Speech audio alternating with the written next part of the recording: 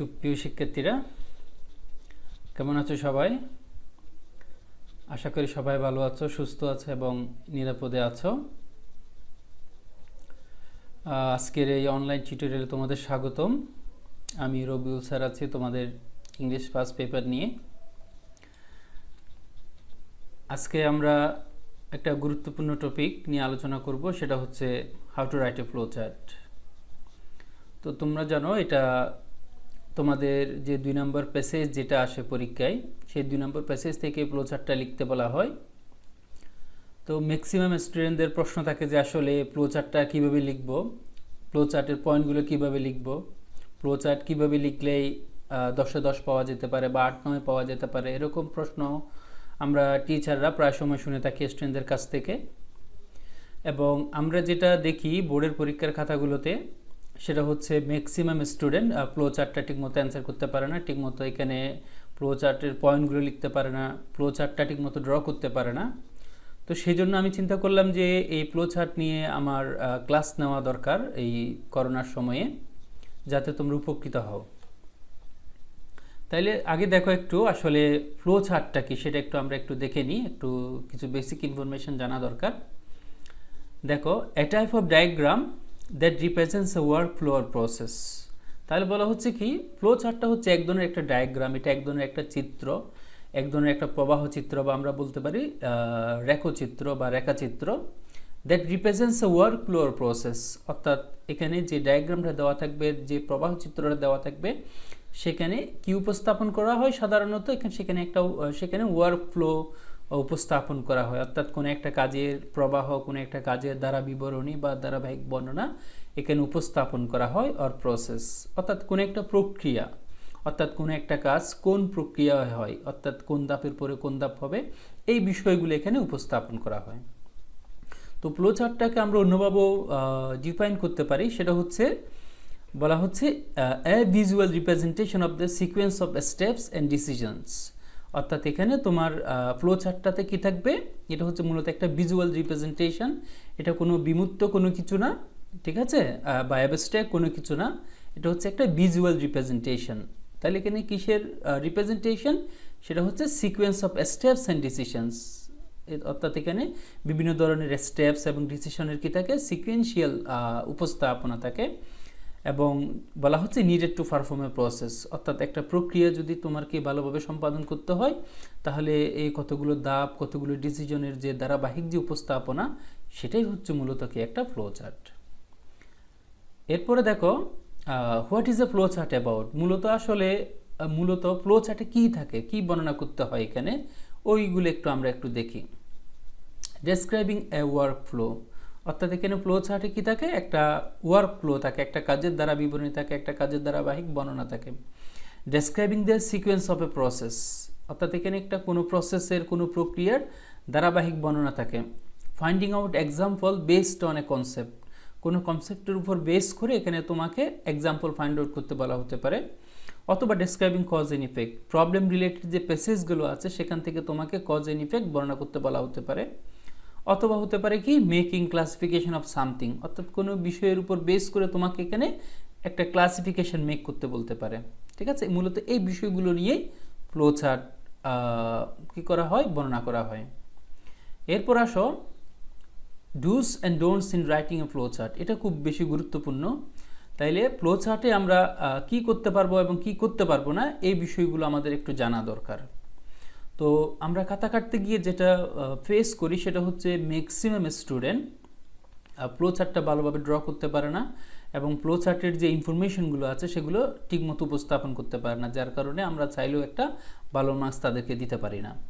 তাহলে তোমার ভালো মার্কস পেতে হলে এখানে কিছু করণীয় আছে, সেগুলো আমরা একটু দেখি।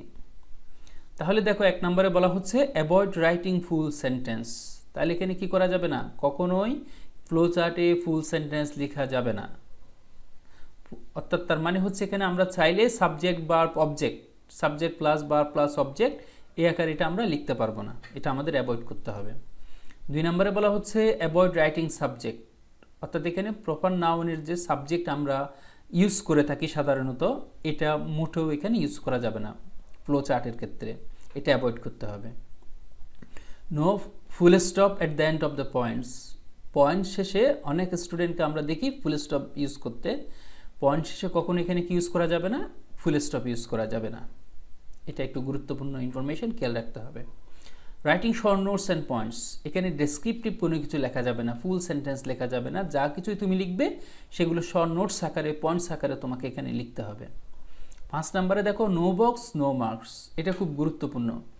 অনেক স্টুডেন্টকে আমরা দেখি যে শুধুমাত্র এখানে 6টি information A B C D E F just এইভাবে ইনফরমেশনগুলো লিখে, এইভাবে লেখা যাবে না। তোমাকে অবশ্যই কী করতে হবে, এখানে 6টা বক্স ড্র করতে হবে এবং প্রত্যেকটা বক্সের নাম্বারিং করতে হবে 1 2 3 4 5 6 এভাবে নাম্বারিং করতে হবে এবং অবশ্যই তীর চিহ্ন দিয়ে তোমার বক্সগুলো একটার সাথে আরেকটা কানেক্ট করতে হবে, তবেই তুমি কি ভালো মার্কস পাবা। এরপরে দেখো how to draw A flow chart. তো স্টুডেন্টরা সবচেয়ে বেশি কনফিউজ থাকে এই বিষয়টা নিয়ে, অর্থাৎ ফ্লো চার্টটা সে কীভাবে এখানে ড্র করবে পরীক্ষার খাতায়। এটা ম্যাক্সিমাম স্টুডেন্টদের কাছে প্রশ্ন, বলতে পারি আমরা এটা $1 মিলিয়ন প্রশ্ন। তাইলে এখানে দেখো তোমার 3টা প্রসেসেই তুমি এই একটা ফ্লো চার্ট ড্র করতে পারো। প্রসেস 1, তাইলে এখানে দেখো ফার্স্ট যে ইনফরমেশন সেটা তো তোমার পেসেজে দেওয়া থাকবে, প্রশ্নে দেওয়া থাকবে। তো ওই এখানে দেখো তোমার কি ইয়াগুলো বক্সগুলো কি পাশাপাশি দেওয়া আছে, তাহলে তুমি চাইলে এখানে বক্সগুলো পাশাপাশি এভাবে করে ড্র করতে পারো। 2 নম্বর প্রসেসটা খেয়াল করে দেখো, 2 নম্বর প্রসেসটা হচ্ছে তোমার উপরে নিচে 1 থেকে 6 পর্যন্ত তুমি এভাবে ড্র করতে পারো। ম্যাক্সিমাম টিচার এটাই ফলো করে এবং স্টুডেন্টদেরকে সাজেস্ট করে এভাবে লিখতে। 3 নম্বর প্রসেসটা দেখো, 3 নম্বর প্রসেসটা হচ্ছে প্রশ্নে যে একটা ক্লু দেওয়া থাকে, একটা ইনফরমেশন দেওয়া থাকে, সেটা লেখার পরে বাকিগুলো উপরে নিচে করে এভাবে এই যে 2 3 4 5 6 যেভাবে দেওয়া আছে এভাবে করে তুমি লিখতে পারো, ড্র করতে পারো। তাহলে দেখো ফ্লো চার্টের এখানে ফ্লো চার্ট ড্র করার 3টা প্রসেসের কথা এখানে আমি বলেছি। 3টা প্রসেস থেকে যেটা তোমার সবচেয়ে বেশি ভালো লাগে সেটাই তুমি লিখতে পারো। তবে আমি সাজেস্ট করব 1 নাম্বারটা না লেখার জন্য, কারণ 1 নাম্বারটা লিখতে গেলে হচ্ছে তোমার এখানে খুব কি বলা যায়, ইনফরমেশনগুলো খুব গ্যাদারিং হয়ে যায়, মানে অর্থাৎ বক্সগুলোর মধ্যে তোমার কি থাকে, মানে অনেক কথা লিখতে হয় বা ছোট ছোট করে লিখতে হয়। বাট এভাবে 2 নাম্বার এবং 3 নাম্বার প্রসেসগুলোতে লিখলে তুমি খুব সাবলীলভাবে, চমৎকারভাবে এখানে ইনফরমেশনগুলো উপস্থাপন করতে পারবা। এরপরে দেখো most use methods of flow chart. তো তোমরা যদি টেস্ট পেপার কিংবা তোমাদের কাছে যে মডেল কোয়েশ্চেনের যে বইগুলো আছে সেগুলো যদি ফলো করে দেখো, সেগুলো যদি স্টাডি করে দেখো ভালো করে, সেখানে দেখবা যে তোমার মূলত 6টা মেথডসেই তোমার কি ফ্লো চার্টের প্রশ্নগুলো সেট করা হয়েছে। এখন আমরা জানবো কোন 6টা মেথডে ফ্লো চার্টের প্রশ্নগুলো করা হয়। এখানে দেখো 1 নম্বরে আছে জেরান্ড অর পার্টিসিপল, অর্থাৎ bare plus ING plus extension. অর্থাৎ এখানে তোমার যে মেথডসগুলো ইউজ করা হয়, একটা মেথড হচ্ছে bare plus ING plus other words. 2 নম্বর যে মেথড সেটা হচ্ছে by plus gerund or participle plus extension, অর্থাৎ by plus bare plus ING plus other words. 3 নম্বর হচ্ছে ইনফিনিটিভ, অর্থাৎ to plus bare plus extension অর্থাৎ আদার ওয়ার্ডস।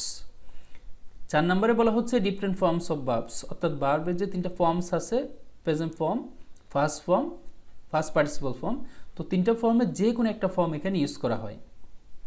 সিঙ্গেল ওয়ার্ডের পার্টস অফ স্পিচ, যে কোনো একটা পার্টস অফ স্পিচ এখানে ইউজ করা হতে পারে, সেটা বেসিক্যালি নাউন হতে পারে অথবা অ্যাডজেক্টিভ হতে পারে, অর্থাৎ একটা ওয়ার্ড দিয়ে কি তোমার কি একটা পয়েন্টস। 6 নম্বরে বলা হচ্ছে more than single word or phrase, অর্থাৎ এখানে এক শব্দ না একের অধিক শব্দ ইউজ করা হয়, অর্থাৎ ফ্রেজ আকারে তোমার এখানে পয়েন্টসগুলো দেওয়া থাকে। তাহলে এই 6টা মেথডেই মূলত তোমার ফ্লো চার্টের প্রশ্নগুলো করা হয়। এখন আমরা টেক্সট বইয়ের আলোকে এই বিষয়গুলো একটু আলোচনা করব, এই বিষয়গুলো একটু দেখব।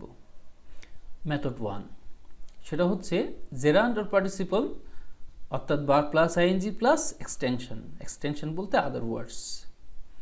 এখানে দেখো তোমাদের বইয়ের যে ইউনিট 5 লেসন 2 যে প্যাসেজটা আছে সেখানে বলা হচ্ছে based on reading of the passage make short notes in each of the boxes in the flow chart showing the situation of adolescent girls in Bangladesh. অর্থাৎ অ্যাডোলেসেন্ট গার্লস ইন বাংলাদেশ যে টপিকটার উপর বেস করে প্যাসেজটা দেওয়া হয়েছে, তো সেটার উপর বেস করে তোমাকে এখানে একটা ফ্লো চার্ট করতে বলা হচ্ছে। সেটা হচ্ছে তোমার এখানে একটা ইনফরমেশন দেওয়া আছে গেটিং মেরিড আর্লি। তাহলে এখানে আমরা একটা অপশন পেয়ে গেছি, সেটা হচ্ছে কিভাবে দেওয়া আছে। প্রথম অপশনটা সেটা হচ্ছে bare plus ING plus other ওয়ার্ডস। তাহলে আমার প্রথম বক্সটা যদি বার প্লাস আইএনজি প্লাস আদার ওয়ার্ডস দিয়ে থাকে, তাহলে আমার 2 number 3 number 4 number 5 number 6 number বক্সও বার প্লাস আইএনজি প্লাস আদার ওয়ার্ডস দিয়ে লিখতে হবে। তুমি যদি বার প্লাস আইএনজি প্লাস আদার ওয়ার্ডস না দিয়ে অন্যান্য কোনো ফর্ম ইউজ করে থাকো বারবার, তাহলে তুমি এখানে ভালো মার্কস পাবা না, কোনো সন্দেহ নেই। এরপরে 2 নম্বর মেথডটা দেখো, সেটা হচ্ছে by plus gerund or participle plus extension. এখানে দেখো তোমাদের বইয়ের যে unit 2 lesson 1 how to drive a car নিয়ে যে প্যাসেজটা দেওয়া আছে, সেখানে বলা হচ্ছে complete the following flow chart describing how to drive a car or what you have to do when you are in the driving seat. এখানে একটা কথা বলে রাখি, সেটা হচ্ছে যখনই তোমাদেরকে হাউ টু দিয়ে প্রশ্ন করবে, হাউ টু দিয়ে যখন প্রশ্ন করা হয় ফ্লো চার্টে, ওই অ্যান্সারগুলো by plus gerund or participle plus extension দিয়ে লেখাটা বেটার। তাহলে এখানে দেখো 1 নম্বরে দেওয়া আছে by keeping steering and horn in hands. তাহলে এখানে কি আছে, বাই প্লাস ভার্বের আইএনজি আছে, বাই প্লাস ভার্বের আইএনজি। তাহলে এখানে প্রথম অপশনটা যেহেতু বাই প্লাস ভার্বের আইএনজি দিয়ে দেওয়া আছে, তাহলে এখানে 2 number 3 number 4 number 5 number 6 number বক্সও আমাকে কি দিয়ে করতে হবে, বাই প্লাস ভার্বের আইএনজি দিয়ে করতে হবে। তো এই বক্সগুলোতে যদি আমি কি অন্য কোনো ফর্ম ইউজ করি, তাহলে এখানে আমার নাম্বারটা তেমন একটা ভালো আসবে না। 3 নম্বর মেথডটা দেখো, 3 নম্বর মেথডে বলা হচ্ছে ইনফিনিটিভ, অর্থাৎ 2 প্লাস বার প্লাস এক্সটেনশন, অর্থাৎ 2 প্লাস বার প্লাস আদার ওয়ার্ডস। তো তোমাদের বই ইউনিট 13 লেসন 1 সায়েন্টিফিক ডিভাইসগুলো নিয়ে একটা প্যাসেজ আছে। তো সেখানে বলা হচ্ছে read the text and make a flow chart showing the use of personal computer. তাহলে এখানে একটা ইনফরমেশন দেওয়া আছে, সেটা হচ্ছে to allow us to access the internet. তাহলে প্রথম অপশনটা হচ্ছে কিভাবে দেওয়া আছে, 2 প্লাস বার প্লাস আদার ওয়ার্ডস। তাহলে ফার্স্ট ইনফরমেশনটা দেওয়া আছে, ফার্স্ট পয়েন্টটা দেওয়া আছে 2 প্লাস বার প্লাস আদার ওয়ার্ডস। তাহলে এখানে 2 number 3 number 4 number 5 number 6 number বক্সও আমাকে কি করতে হবে, 2 প্লাস বার প্লাস আদার ওয়ার্ডস দিয়ে করতে হবে। আমি অন্য কোনো ফর্ম ইউজ করলে আমি স্ট্যান্ডার্ড মার্কস এখানে পাবো না, কোনো সন্দেহ নেই। এরপরে 4 নম্বর মেথডটা দেখো, 4 নম্বর মেথডে বলা হচ্ছে ডিফারেন্ট ফর্মস অফ ভার্বস, অর্থাৎ ভার্বের যে বিভিন্ন ফর্ম আছে, present form, first form, first participle form আছে, ওই ফর্মগুলো ইউজ করে তোমার কি করতে বলতে পারে, ফ্লো চার্ট ইউজ করতে বলতে পারে। যেমন ধরো তোমাদের বইয়ের যে ইউনিট 1 লেসন 1 যে প্যাসেজটা দেওয়া আছে নেলসন ম্যান্ডেলার, সেখানে বলা হচ্ছে based on your reading of the passage make short notes in each of the boxes in the flow chart showing the struggle of Mandela for multiracial democracy and his achievement. এখানে একটা option দেওয়া আছে, সেটা হচ্ছে fort against অ্যাপার্থিড। তাহলে এখানে fort, ফাইটের যে first form fort সেটা দেওয়া আছে, তাহলে বারবার ফার্স্ট ফর্ম নিয়ে দেওয়া আছে এখানে। তাহলে এখানে 2 number 3 number 4 number 5 number 6 number বক্সগুলো তো আমাকে কীভাবে শুরু করতে হবে, পয়েন্টসগুলো, অর্থাৎ বারবার ফার্স্ট ফর্ম দিয়ে শুরু করতে হবে। আমি বারবার অন্য কোনো ফর্ম দিয়ে যদি ইউজ করি, তাহলে এখানে ভালো মার্কস পাবো না। এরপরে দেখো মেথড 5। মেথড 5-এ বলা হচ্ছে single worded parts of speech, অর্থাৎ একটা মাত্র শব্দ দিয়ে তোমার ফ্লো চার্ট তৈরি করতে বলবে। ইউনিট 7 লেসন 1-এ দেখো based on your reading of the passage make short notes in each of the boxes in the flow chart showing the painful experiences as it child has to suffer to survive. অর্থাৎ আমেরিকার যে প্যাসেজটা দেওয়া আছে সেখানেই এই তথ্যটা দেওয়া আছে। তো এখানে দেখো বলা হচ্ছে 1 নম্বরে যে অপশনটা আছে সেটা হচ্ছে হোমলেস। তো এটা একটা অ্যাডজেক্টিভ, একটা মাত্র শব্দ। তাহলে 2 number 3 number 4 number 5 number 6 number যে অপশনগুলো আছে, বক্সগুলো আছে, সেখানেও আমাকে কি single worded parts of speech use করতে হবে, অর্থাৎ এখানে অ্যাডজেক্টিভ ইউজ করতে হবে। আমি যদি এখানে অ্যাডজেক্টিভ ইউজ না করি, যদি নাউন ইউজ করি বা অ্যাডভার্ব ইউজ করি বা অন্য কোনো পার্টস অফ স্পিচ ইউজ করি, তাহলে এখানে ভালো মার্কস পাওয়া যাবে না। এরপর দেখো লাস্ট যে মেথড 6 নাম্বার, সেটা হচ্ছে more than single word or phrase. Preposition দিয়ে তোমার কি একাধিক শব্দ যুক্ত করতে হবে এখানে। তো এখানে দেখো based on your reading of the passage make short notes in each of the boxes in the flow chart showing the causes of the Buriganga pollution. অর্থাৎ ইউনিট 8 লেসন 1-এর যে প্যাসেজটা দেওয়া আছে সেটার উপর বেস করে ফ্লো চার্টটা করা হয়েছে। তো এখানে একটা অপশন দেওয়া আছে huge quantities of toxic chemicals and wastage. তাহলে এখানে দেখো এই যে প্রিপোজিশন দিয়ে তোমার এখানে একাধিক শব্দকে এখানে যুক্ত করা হয়েছে, অর্থাৎ ফ্রেজ তৈরি করা হয়েছে। তাহলে এখানে 2 number 3 number 4 number 5 number 6 number বক্সগুলো তো আমাকে কী করা লাগবে, ফ্রেজ দিয়ে এই বক্সগুলো ফিল আপ করা লাগবে। তাহলে যে 6টা মেথড আছে, এই 6টা মেথডের যে মেথড দিয়ে তোমাকে প্রথম অপশনটা দেওয়া হবে, বাকি বক্সগুলোতে তোমাকে সেই একই মেথডটা ফলো করতে হবে, তবেই তুমি কি ভালো একটা মার্কস পাবা। ঠিক আছে, আজকে এতটুকু পর্যন্ত। আশা করি তোমরা সবাই এটা বুঝতে পারবে। আমি চেষ্টা করেছি খুব ইজিভাবে প্রেজেন্ট করার। তো তারপরেও যদি কোনো সমস্যা থেকে থাকে আমাকে তোমরা কলেজের পেজে বলতে পারো, অথবা আমার যে পেজ আছে সেখানেও তুমি বলতে পারো। ধন্যবাদ।